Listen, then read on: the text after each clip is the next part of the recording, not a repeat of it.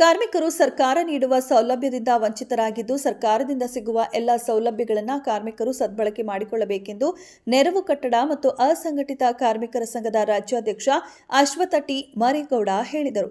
ರಾಯಚೂರು ಜಿಲ್ಲೆಯ ಮಾನ್ವಿ ಪಟ್ಟಣದ ಬಾಲಾಜಿ ಕಾಂಪ್ಲೆಕ್ಸ್ ಹತ್ತಿರ ಸಿಂಧನೂರು ಮುಖ್ಯ ರಸ್ತೆಯ ಮಾನ್ವಿಯಲ್ಲಿ ನೆರವು ಕಟ್ಟಡ ಮತ್ತು ಅಸಂಘಟಿತ ಕಾರ್ಮಿಕರ ಸಂಘದ ನೂತನ ತಾಲೂಕು ಕಚೇರಿ ಉದ್ಘಾಟಿಸಿ ಮಾತನಾಡಿದ ಅವರು, ಸೌಲಭ್ಯ ವಂಚಿತ ಕಾರ್ಮಿಕರನ್ನ ಗುರುತಿಸುವ ಕೆಲಸವನ್ನ ಸಂಘಟನೆ ಮಾಡುತ್ತಿದೆ. ಕಾರ್ಮಿಕರು ಸಂಘಟನೆ ಜೊತೆಗೆ ಕೈ ಜೋಡಿಸುವ ಮೂಲಕ ಕಾರ್ಮಿಕ ಕಾರ್ಡ್ನಿಂದ ದೊರೆಯುವ ಮದುವೆ ಸಹಾಯಧನ, ಹೆರಿಗೆ ಸಹಾಯಧನ, ಶಿಷ್ಯ ವೇತನ, ಅಪಘಾತ ಪರಿಹಾರ ಸಹಾಯಧನ, ಶಸ್ತ್ರಚಿಕಿತ್ಸೆ, ವೈದ್ಯಕೀಯ ಸಹಾಯಧನ, ಆರೋಗ್ಯ ಸೌಲಭ್ಯ, ಪಿಂಚಣಿ ಭಾಗ್ಯ ಇತ್ಯಾದಿ ಸೌಲಭ್ಯಗಳನ್ನು ಸದುಪಯೋಗ ಪಡೆದುಕೊಳ್ಳಬೇಕೆಂದು ಹೇಳಿ, ಹೆಚ್ಚಿನ ಮಾಹಿತಿ ಹಾಗೂ ಕಾರ್ಮಿಕರ ಕುಂದುಕೊರತೆಗಳಿದ್ದಲ್ಲಿ ನೆರವು ಕಚೇರಿ ಸಂಪರ್ಕಿಸಬೇಕೆಂದು ತಿಳಿಸಿದರು. ಮಾನ್ವಿ ತಾಲೂಕಿನ ಅಧ್ಯಕ್ಷರನ್ನಾಗಿ ರಮೇಶ್ ಕವಿತಾಳ, ರಾಯಚೂರು ಜಿಲ್ಲೆಯ ಕಾರ್ಯದರ್ಶಿಯನ್ನಾಗಿ ಈರಪ್ಪ ವಾಲ್ಕಂದಿನ್ನಿ, ರಾಯಚೂರು ಜಿಲ್ಲೆಯ ಉಪಾಧ್ಯಕ್ಷರಾಗಿ ಈರಣ್ಣನವರನ್ನ ನೇಮಕ ಮಾಡಲಾಯಿತು. ಕರ್ಮಭೂಮಿ ನನಗೆ ಯಾದಗಿರಿ ಉತ್ತರ ಕರ್ನಾಟಕ ಭಾಗ ಅಂತ ನಾನು ಹೇಳ್ತೇನೆ.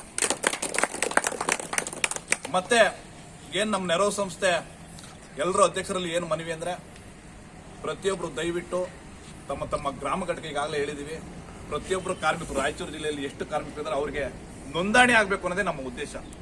ಯಾಕೆಂದ್ರೆ ಪ್ರತಿಯೊಬ್ಬರು ನೋಂದಣಿ ಆದಾಗ ಯಾವುದೇ ಒಂದು ಸವಲತ್ತುಗಳಿಂದ ಅವರು ವಂಚಿತರಾಗಲ್ಲ.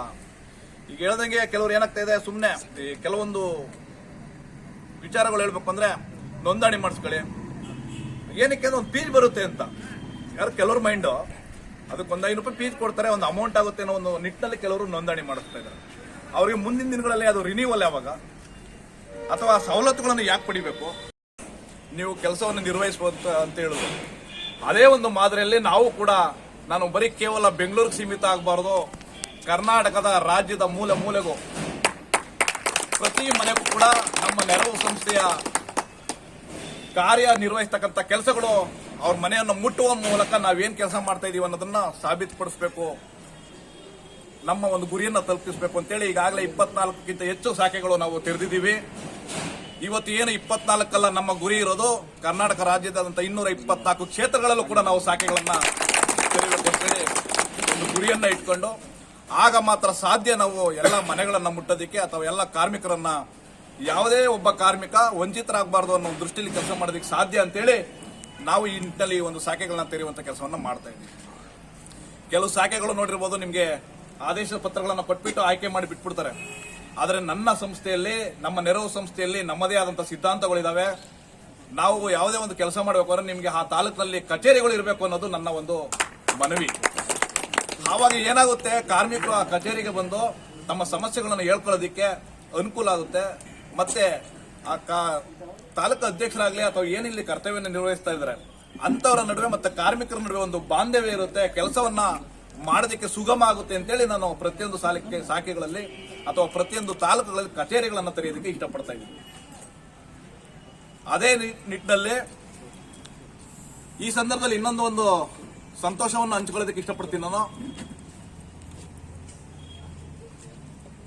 ಇವತ್ತು ಸುಮಾರು ಜಿಲ್ಲೆಗಳಲ್ಲಿ, ಸುಮಾರು ತಾಲೂಕುಗಳಲ್ಲಿ ನಮ್ಮ ಶಾಖೆಗಳಿದೆ.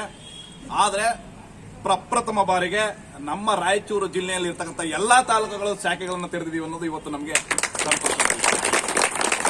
ಇವತ್ತು ರಾಯಚೂರು ಜಿಲ್ಲೆ ಎಲ್ಲ ಅವರ ತಾಲೂಕು ಅಂದ್ರೆ ಒಂದು ಜಿಲ್ಲೆಯಲ್ಲಿ ಇರ್ತಕ್ಕಂಥ ಎಲ್ಲಾ ತಾಲೂಕುಗಳನ್ನು ಶಾಖೆ ತೆರೆಯುವುದರ ಜೊತೆಗೆ ಪ್ರಥಮ ಸ್ಥಾನವನ್ನು ಇವತ್ತು ನಮ್ಮ ರಾಯಚೂರು ಜಿಲ್ಲೆ ಗಳಿಸಿದೆ. ಹಾಗಾಗಿ ಹೋದ್ ಕಡೆ ಎಲ್ಲ ಹೇಳ್ತಾ ಇರ್ತೀನಿ ನಾನು, ನಮ್ಗೆ ಇವತ್ತೇನಾದ್ರೂ ಒಂದು ಬುನಾದಿ ಹಾಕಿದೀವಿ ಅಂದ್ರೆ ಉತ್ತರ ಕರ್ನಾಟಕದಲ್ಲಿ ನಾವು ಇವತ್ತು ನಮ್ಮ ನೆರವು ಸಂಸ್ಥೆಯನ್ನು ಬುನಾದಿ ಹಾಕೋದ್ರ ಮೂಲಕ ನಾವು ಆರಂಭ ಮಾಡ್ತೀವಿ. ಪ್ರಥಮವಾಗಿ ನೆರವು ಸಂಸ್ಥೆಯನ್ನು ನಾವು ಬೆಂಗಳೂರಲ್ಲಿ ಬಿಟ್ರೆ ಮತ್ತೆ ಶಾಖೆ ಅಂತ ಆರಂಭ ಮಾಡಿದ್ದು ನಾವು ಯಾದಗಿರಿ ಜಿಲ್ಲೆಯಿಂದ. ಹಾಗಾಗಿ ನಾನು ಹೇಳ್ತಾ ಇರ್ತೀನಿ, ನನ್ನ ಒಂದು ಈ ಸಂದರ್ಭದಲ್ಲಿ ನೆರವು ಸಂಸ್ಥೆಯ ಬೋರೇಗೌಡ, ನವೀನ್ ಕುಮಾರ್, ಶಿವು ರಾಥೋಡ್, ವೆಂಕಟೇಶ್ ರಾಥೋಡ್ ಸೇರಿದಂತೆ ಹಲವರು ಉಪಸ್ಥಿತರಿದ್ದರು. ವರದಿ ಕ್ಯಾಮರಾಮ್ಯಾನ್ ಲಾಲ್ ಸಿಂಗ್ ರಾಥೋಡ್ ಜೊತೆ ಶಿವು ರಾಥೋಡ್.